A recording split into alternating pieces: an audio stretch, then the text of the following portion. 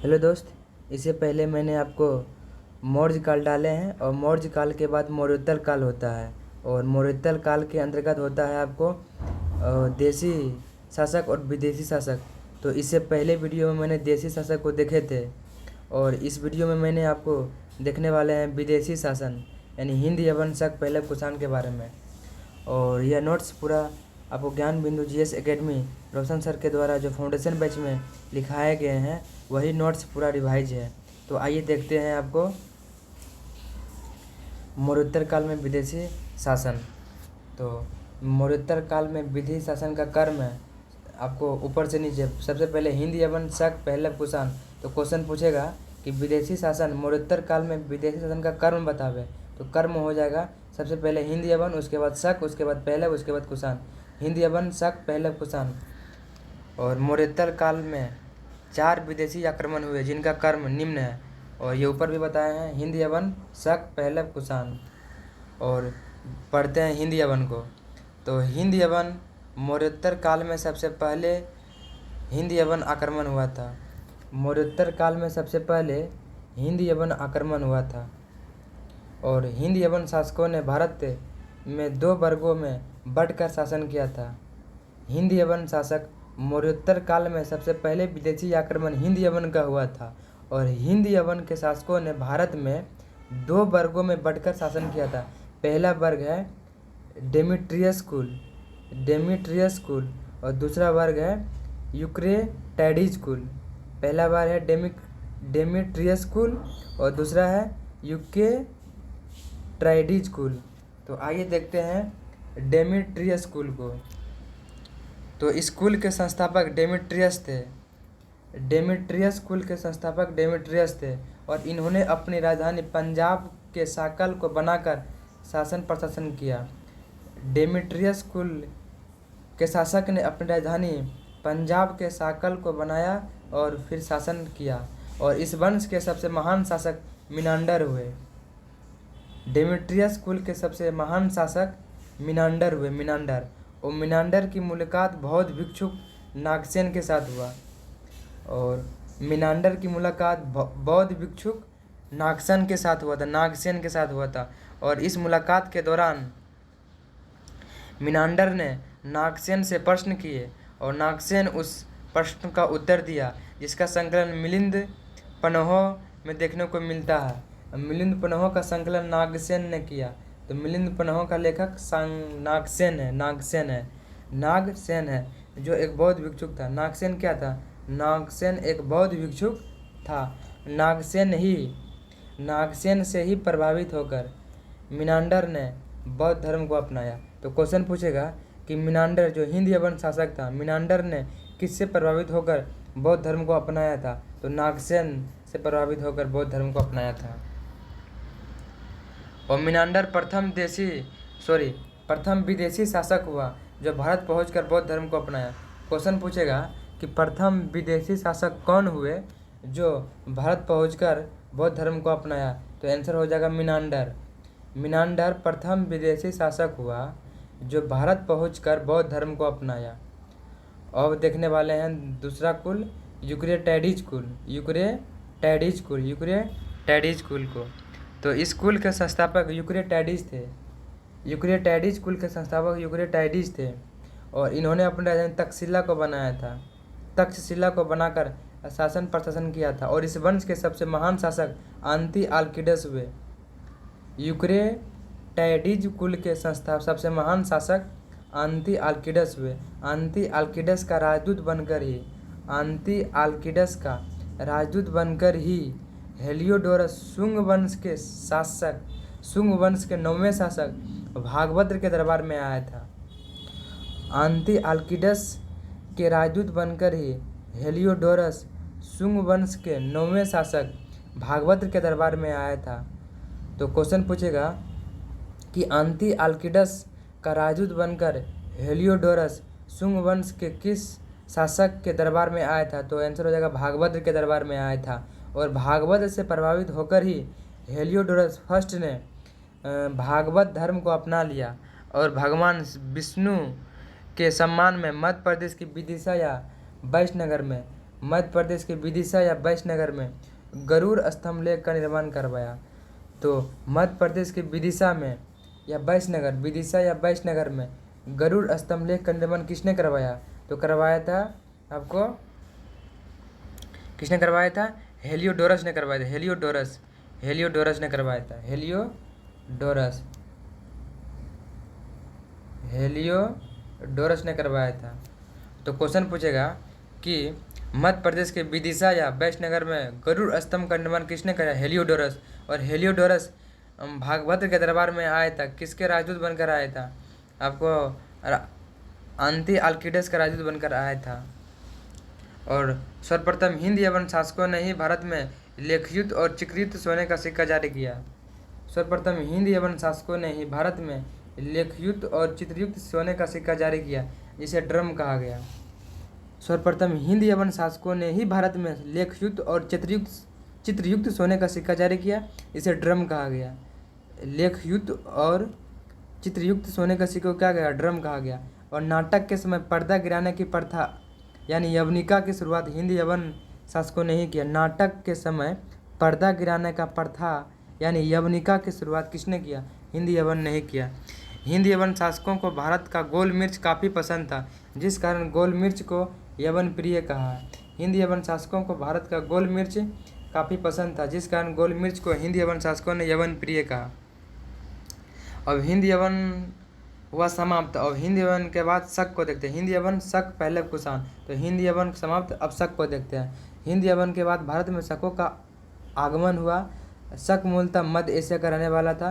तो क्वेश्चन पूछेगा कि हिंद यवन के बाद भारत में किस विदेशी शासक की आगमन हुआ?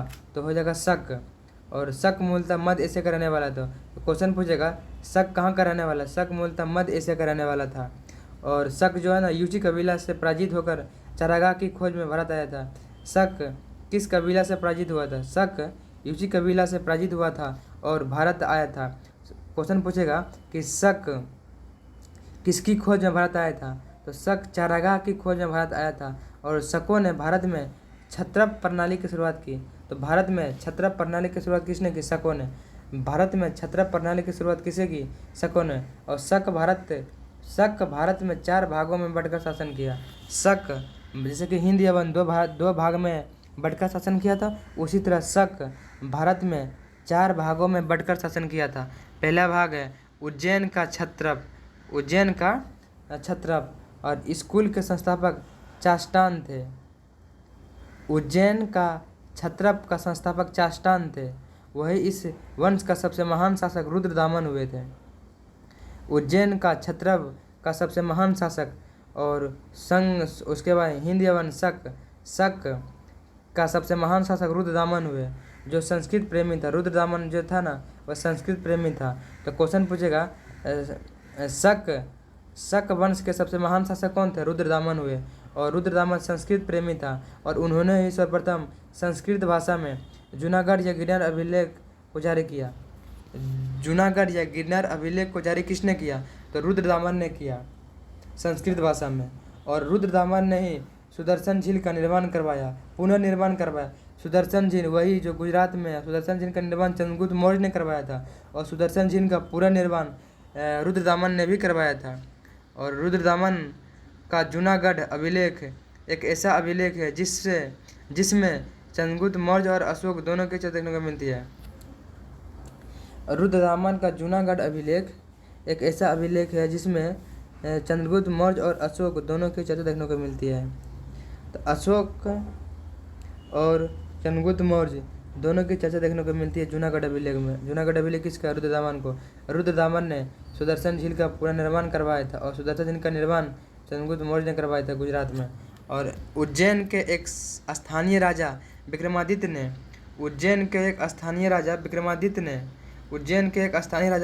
ने शकों को पराजित करने के उपलक्ष्य में 57 ईसा पूर्व में, कुछ स्रोतों में 58 ईसा पूर्व में एक संवत चलाया।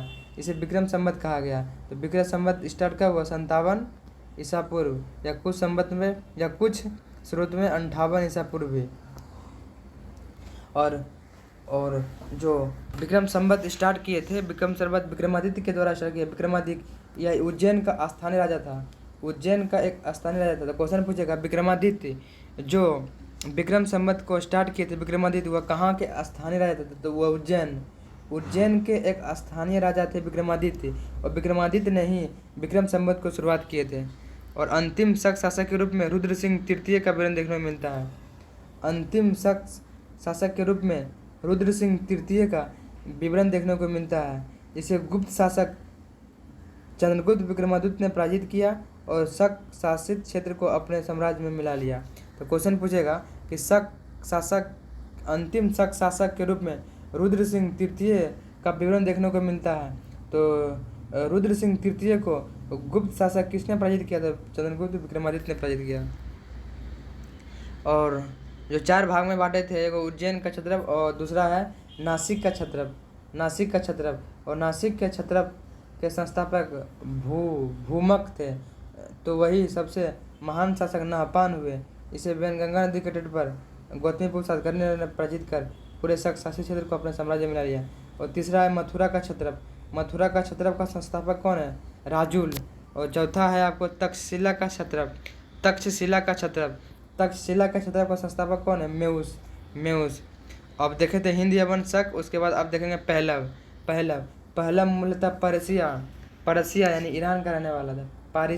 पर्सिया पहलव मूलतः पर्सिया यानी ईरान का रहने वाला था। और इस वंश के संस्थापक मिथ्रेडेटस फर्स्ट को माना जाता है। वह इस वंश का सबसे महान शासक गोंडोफर्निस को माना जाता है। पहलव वंश का सबसे महान शासक गोंडोफर्निस है। और पहला वंश यह पर्सिया या ईरान का रहने वाला था। और पहला वंश के संस्थापक मिथ्रेडेटस फर्स्ट है। और पहला वंश के सबसे महान शासक गोंडोफर्निस को माना जाता है। और पहला वंश के शासक ने अपनी राजधानी पेशावर को बनाया था। पहला वंश के शासकों ने अपनी राजधानी कहाँ बनाया था? पेशावर में बनाया था। और गोंडोफर्निस का एक अभिलेख खरोष्टी लिपि में मिला है, जिसे तख्त ए बही कहा जाता है। गोंडोफर्निस का एक अभिलेख खरोष्टी लिपि में मिला है, जिसे तख्त ए बही कहा जाता है। यह अभिलेख पाकिस्तान से मिला है।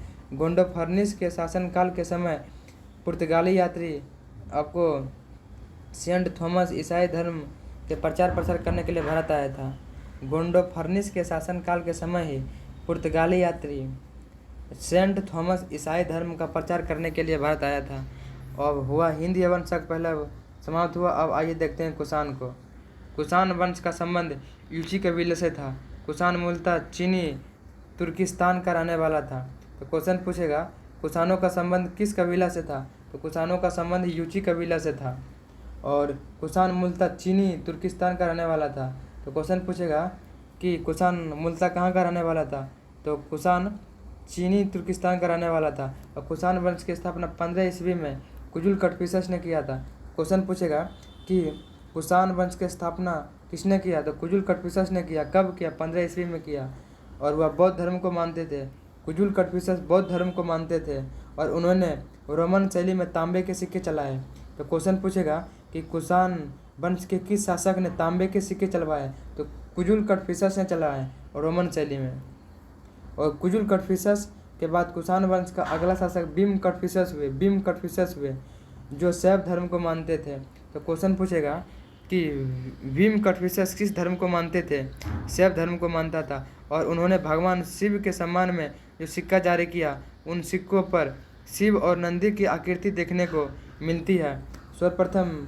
सर्वप्रथम भीम कटफिसस ने ही कुषाण वंश के अंतर्गत सोने का सिक्का जारी किया। तो क्वेश्चन पूछेगा कुषाण वंश के किस शासक ने आपको सोने का सिक्का जारी किया? सर्वप्रथम भीम कटफिसस ने। और भीम कटफिसस को ही कुषाण वंश का वास्तविक संस्थापक माना जाता है। कुषाण वंश का संस्थापक कुजुल कटफिसस को माना जाता है, जबकि कुषाण वंश का वास्तविक संस्थापक भीम कटफिसस को माना जाता है। और सर्वप्रथम भीम कटफिसस ने ही कुषाण वंश के अंतर्गत सोने का सिक्का जारी किया था। और उन्होंने पंजाब और तक्षशिला को जीतकर अपने साम्राज्य में लाया। भीम कटफिसस ने पंजाब और तक्षशिला को जीतकर अपने साम्राज्य में लाया। भीम कटफिसस का उत्तराधिकारी कनिष्क हुआ। जो कुषाण वंश के तीसरे और सबसे महान शासक थे। तो क्वेश्चन पूछेगा कि भीम कटविशस का उत्तराधिकारी कौन हुए? तो उत्तराधिकारी कनिष्क हुए।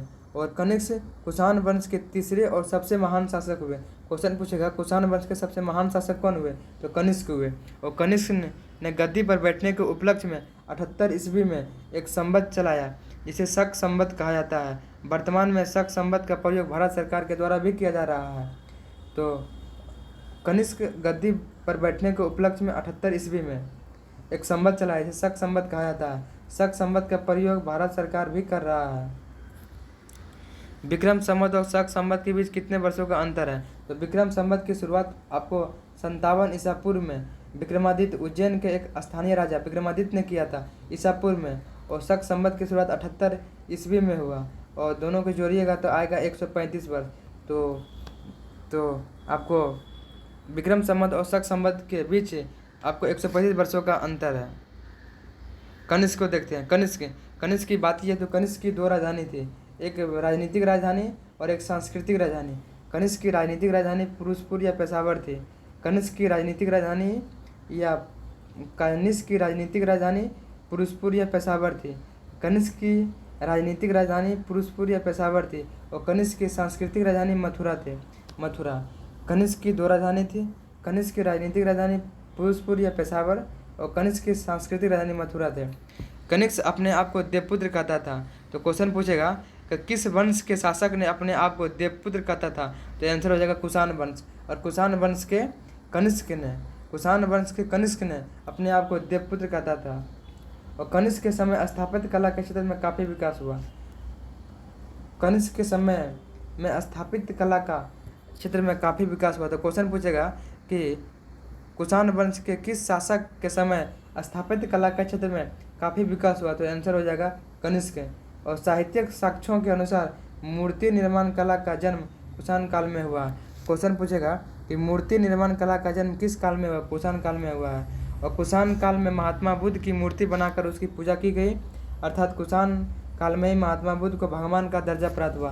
क्वेश्चन पूछेगा कि आपको महात्मा बुद्ध को भगवान का दर्जा किस काल में प्राप्त है? कुषाण काल में। और महात्मा बुद्ध की मूर्ति बनाकर उसकी पूजा की गई है कुषाण काल में ही। और भारतीय इतिहास में कुषाण वंश के शासक और चोल वंश के शासक की मूर्ति बनाई गई। भारतीय प्राचीन इतिहास के अंतर्गत दो वंश के राजा की मूर्ति बनाई गई है, एक कुषाण वंश के शासक और एक चोल वंश के शासक। आगे पढ़ देंगे दक्षिण भारतीय इतिहास के अंतर्गत चोल वंश है तो उसमें पढ़ेंगे चोल वंश। तो प्राचीन भारतीय इतिहास के अंतर्गत कुषाण वंश के शासक और चोल वंश के शासकों की मूर्ति बनाई गई है। किस वंश की? कुषाण वंश और चोल वंश के शासक। कनिष्क बौद्ध धर्म को मानता था। कनिष्क के समय ही चौथे बौद्ध सम्मेलन का आयोजन कश्मीर के कुंडल वन में हुआ था। तो क्वेश्चन पूछेगा कि चौथे बौद्ध सम्मेलन का आयोजन कहाँ हुआ था? कश्मीर के कुंडल वन में हुआ था। और इसको संरक्षण प्राप्त कौन किया था? तो कुषाण वंश के शासक कनिष्क ने दिया था संरक्षण। और इस बौद्ध सम्मेलन के दौरान ही बौद्ध धर्म की दो शाखा हीनयान और महायान में बंट गया था। तो क्वेश्चन पूछेगा कि बौद्ध धर्म के किस सम्मेलन में बौद्ध धर्म की दो शाखा हीनयान और महायान में बंट गया था? तो चतुर्थ बौद्ध सम्मेलन के समय हीनयान और महायान में बंट गया था। और जो कनिष्क था वह महायान शाखा को मानता था। और कनिष्क के दरबार में वसुमित्र, अश्वघोष और चरक इत्यादि से विद्वान रहते थे। कनिष्क के दरबार में वसुमित्र, अश्वघोष, चरक और नागसेन जैसे विद्वान रहते थे। कनिष्क के दरबार में वसुमित्र, अश्वघोष, चरक और नागसेन जैसे विद्वान रहते थे। अब आगे है वसुमित्र ने महाविवाह सूत्र नामक ग्रंथ की रचना की है। क्वेश्चन पूछेगा कि महाविवाह सूत्र नामक ग्रंथ की रचना किसने की है? तो आंसर हो जाएगा वसुमित्र। और यह क्वेश्चन बिहार दरोगा में पूछा हुआ है कि महाविवाह नामक ग्रंथ की रचना किसने किया? वसुमित्र ने किया। चरक ने चरक संहिता की रचना किया। अश्वघोष ने बुद्ध चरित्र नामक ग्रंथ की रचना किया। बौद्धों का रामायण भी बुद्ध चरितम को कहा जाता है। और बुद्ध चरितम नामक ग्रंथ की रचना अश्वघोष ने किया, संस्कृत भाषा में किया है। अगला है नागार्जुन ने भारत में शून्यवाद का विकास किया तथा अपनी रचना माध्यमिका सूत्र में सापेक्षता का सिद्धांत दिया, जिस कारण नागार्जुन को भारत का आइंस्टाइन भी कहा जाता है। भारत का आइंस्टाइन किसे कहा था? नागार्जुन को कहा था। माध्यमिक सूत्र किसका ग्रंथ है? ये नागार्जुन के है। और नागार्जुन ने भारत में शून्यवाद का विकास किया है और सापेक्षता का सिद्धांत भी नागार्जुन ने ही दिया है। नागार्जुन को भारत का आइंस्टाइन भी कहा जाता है। और कनिष्क ने चीन पर आक्रमण किया। उस समय चीन का शासक आपको पांचाओ हुआ करता था। कनिष्क ने चीन पर आक्रमण किया। कनिष्क ने चीन पर आक्रमण किया और उस समय चीन का शासक पांचाओ था, जिसने कनिष्क ने पहली दफ़ा पराजित हुआ और दूसरी दफ़ा में कनिष्क ने चीन के शासक पांचाओ को पराजित किया और रेशम मार्ग पर अधिकार कर लिया। कनिष्क ने चीन पर आक्रमण किया और उस समय चीन का शासक पांचाओ था। पहली दफ़ा कनिष्क ने पांचाओं से पराजित हुआ। जब दूसरी दफ़ा युद्ध हुआ तो कनिष्क ने चीनी शासक पांचाओं को पराजित किया और रेशम मार्ग पर अधिकार कर लिया। कहा जाता है कि रेशम मार्ग पर कनिष्क के अधिकार होने के कारण कनिष्क को भारी मात्रा में सोने की प्राप्ति हुई, जिस कारण कनिष्क ने पूरे भारतीय इतिहास में सबसे शुद्धतम सोने का सिक्का जारी किया। तो क्वेश्चन पूछेगा, किस वंश के शासक ने सबसे शुद्धतम वंश के सोने का सिक्का जारी किया? तो कनिष्क ने किया। कुषाण वंश के शासक कनिष्क ने किया था। और यही क्वेश्चन पूछेगा कि सबसे ज़्यादा सोने का सिक्का किस वंश ने जारी किया? तो आंसर हो जाएगा गुप्त वंश। लेकिन ये पूछेगा कि सबसे शुद्धतम सोने का सिक्का जारी किसने किया? तो हो जाएगा कुषाण वंश। कुषाण वंश के शासक कनिष्क ने जारी किया। और रेशम मार्ग की खोज कनिष्क ने की। रेशम मार्ग की खोज किसने की? कनिष्क ने की। कनिष्क ने। और दृष्टि पब्लिकेशन के अनुसार दूसरे अशोक कनिष्क को कहा जाता है। दृष्टि पब्लिकेशन के अनुसार दूसरे अशोक कनिष्क को कहा जाता है। कनिष्क के निधन होने के बाद अयोग्य उत्तराधिकारी के कारण कुछ ही वर्षों के बाद कुषाण साम्राज्य का पतन हो गया। इस साम्राज्य के पतन होने का सबसे महत्वपूर्ण कारण अयोग्य उत्तराधिकारी था। कुषाण वंश के शासक सबसे महान शासक कनिष्क के निधन होने के बाद अयोग्य उत्तराधिकारी के कारण आपको कुषाण वंश का पतन हो गया। और कनिष्क के बाद वाशिष्ठ बने और वाशिष्ठ के बाद हुविक्स ने शासन किया। हुविक्स ने कश्मीर में हुविक्स नगर को बसाया, जिसकी जानकारी हमें कलहन के राजतरंगिणी से प्राप्त होता है। हुविक्स के सिक्कों पर भगवान शिव और विष्णु दोनों की आकृति अंकित है। और आपको कुषाण वंश का अंतिम शासक वासुदेव हुआ। कुषाण वंश का अंतिम शासक वासुदेव हुआ। कुषाणों के बाद उसकी संबंधी मुरंडों ने उत्तर भारत में शासन किया। मुरंडों के अधीन ही सर्वप्रथम गुप्त शासकों ने सामंत के तौर पर काम किया। हम कह सकते हैं कि गुप्त शासक कुषाणों के सामंत है। तो गुप्त किसके सामंत है? कुषाणों का सामंत है। जिस प्रकार भारतीय शासक विक्रमादित्य की उपाधि धारण करते थे, उसी प्रकार रोम के शासक कैसर या सीजर की उपाधि धारण करते थे। जिस प्रकार भारतीय शासक विक्रमादित्य की उपाधि धारण करते थे, उसी प्रकार रोम के शासक कैसर या सीजर की उपाधि धारण करते थे। कुषाण वंश के कनिष्क ने भी कैसर या सीजर की उपाधि धारण की। कुषाण काल में मूर्ति निर्माण कला के क्षेत्र में दो शैली का विकास हुआ। एक हुआ गंधार शैली और दूसरा हुआ मथुरा शैली। गंधार शैली और मथुरा शैली। और इन दोनों शैलियों के बीच अंतर देखते हैं। बात की है तो गंधार शैली, जब यूनानी और भारतीय शैली का सम्मिश्रण हुआ है तो गंधार शैली का उत्पत्ति हुआ। यह भी क्वेश्चन बिहार दरोगा 2213 पीटी में पूछा है सेकेंड शिफ्ट में, कि गंधार शैली जब यूनानी और भारतीय शैली का सम्मिश्रण हुआ है तो गंधार शैली की उत्पत्ति हुई है। और मथुरा शैली यह शुद्ध देसी शैली है, मथुरा शैली। और गंधार शैली, इस शैली का संबंध सामान्यतः बौद्ध धर्म से है। गंधार शैली का संबंध बौद्ध धर्म से है, जबकि मथुरा शैली का संबंध बौद्ध, जैन, ब्राह्मण सब धर्म से है।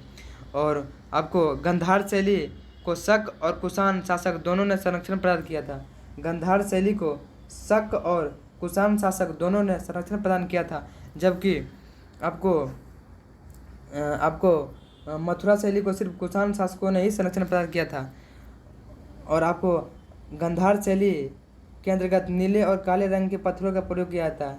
नीले और काले रंग के पत्थरों का प्रयोग गंधार शैली के अंतर्गत नीले और काले रंग के पत्थरों का इस्तेमाल किया जाता है, जबकि मथुरा शैली में लाल रंग के पत्थरों का इस्तेमाल किया जाता है। एक बार फिर इस दोनों को अंतर को देख लेते हैं। गांधार शैली और मथुरा शैली, जब यूनानी और भारतीय शैली का सम्मिश्रण हुआ है तो गंधार शैली की उत्पत्ति हुआ है। और मथुरा शैली यह शुद्ध देसी शैली है।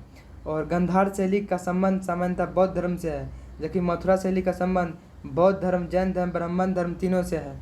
और गंधार शैली को शक शासक और कुषाण शासक दोनों ने संरक्षण प्रदान किया, जबकि मथुरा शैली को सिर्फ कुषाण शासकों ने ही संरक्षण प्रदान किया है।